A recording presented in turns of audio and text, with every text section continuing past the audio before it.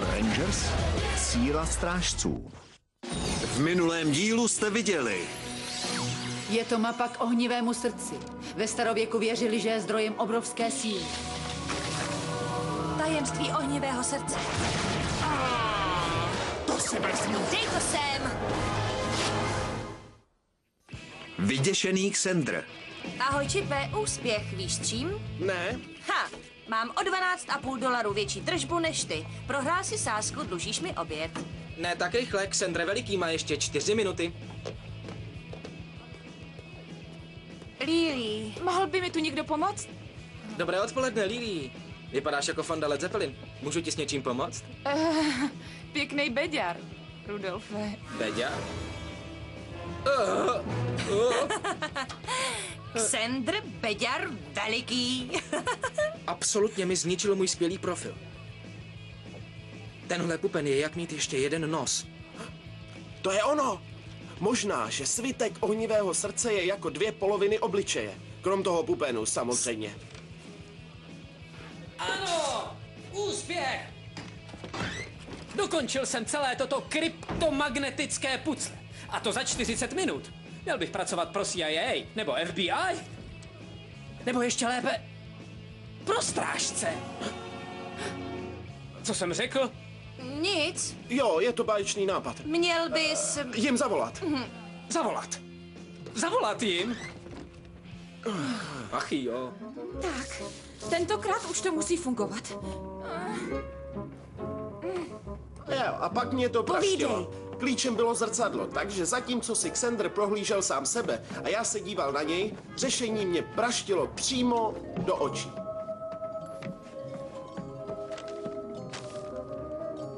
Jakou vám to připomíná horu? Mount Fuego. Fuego. Skvělý, Čipe. Funguje to?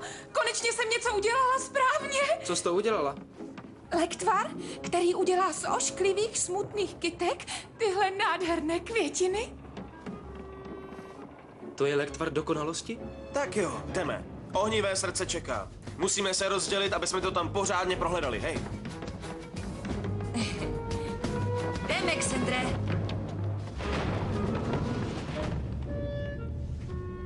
Lektvar dokonalosti.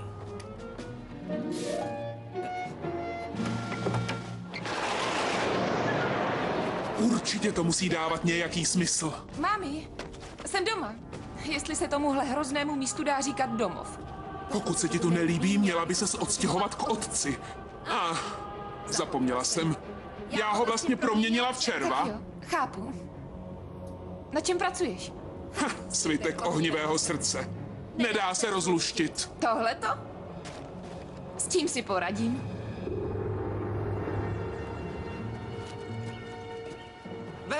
Pojď rychle! Co? Našel si to? Co? Ne, ale podívej. Má dokonalá tvář. Je zpátky. Xandr je zpátky. Tahle hora je pro nás 3 malá. Pro mě, tebe a tvé ego. Hele, podívej.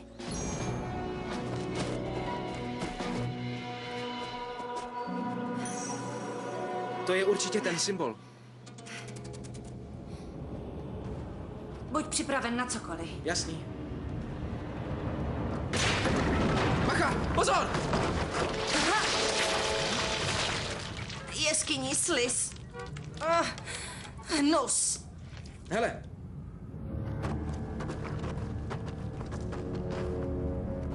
Ohnivé srdce je na dosah ruky. Ti, kdo ho najdou, budou vládnout světu. Ale dávejte pozor, protože tajemstvím zůstává, zda k němu vedou dveře 1, anebo 2. Které myslíš?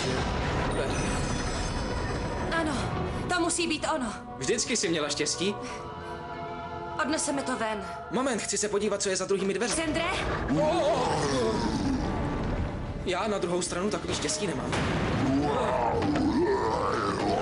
Tak jo, morfujeme a ukážeme mu, kdo je tu šéf.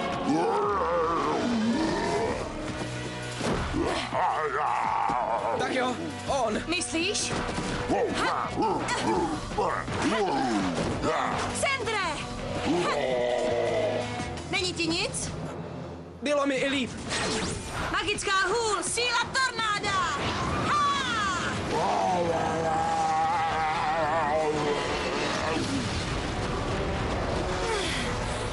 Morfovat. Morfovat. Díky. Jdeme pro ohnivé srdce.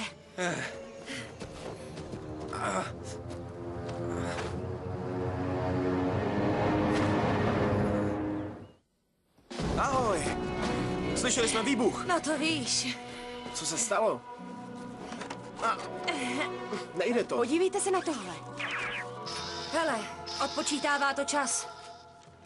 Leží před vámi starověký hlavolam. Rychlé řešení je vaší spásou. Ale pokud selžete, ohnivé srdce bude navždy zničeno. To je skvělý.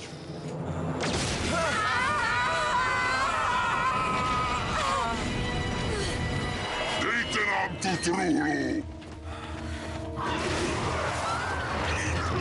Morfujeme! Připraveni? Připraveni! Magický zdroj, mystická síla! Galvit místo strážci.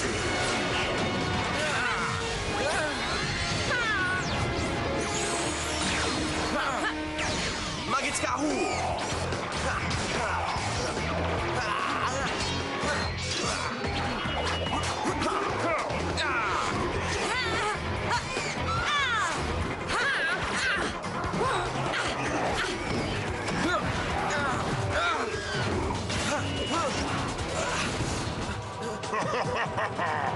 A ještě mou konec!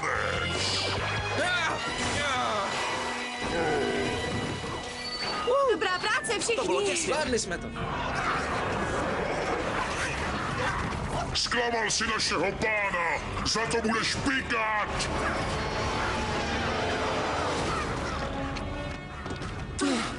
Tentokrát si mě zklamal naposled, bezduchý mutante! A kde je Nekrolaj? Ta čarodějka mě taky zklamala! Musíš mi pomoct, Koragu. Mortikon mě zabije, když nezískám ohnivé srdce.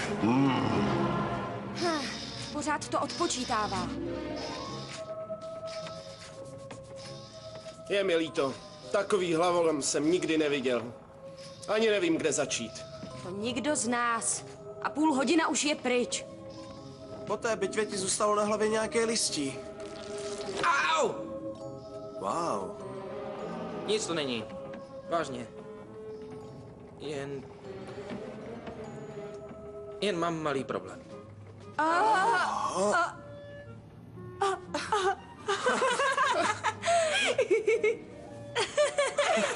Vám to přijde legrační?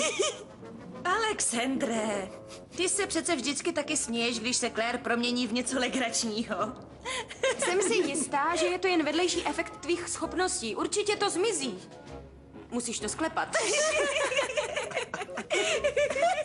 Tak jo, to by stačilo.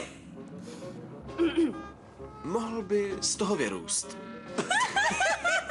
Mohli bychom začít něco dělat. Třeba otevřít tu truhlu. Dochází nám čas. Co s tím? Mám to. Ty jsi vyřešil tu hádanku? Ne, ale vím, kdo to dokáže. Nejtěžší hlavolam na světě, jo. Nejvyšší obtížnost. Otevřeš to včas? Jo, tohle bych měl mít za hodinu hotový.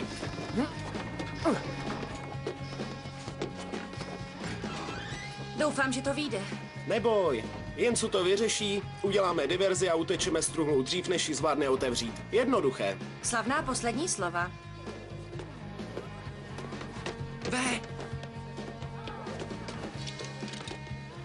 Vidím, že stále kveteš. Je to ještě horší. Podívej.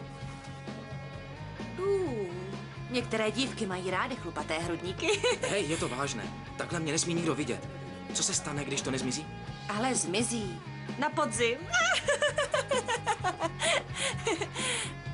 Hele, jestli si neudělal nic, co to způsobilo, tak se to spraví samo. Já ale něco udělal. Nastříkal jsem na sebe Clairin lektvar, aby se mi spravila ta věc na nose.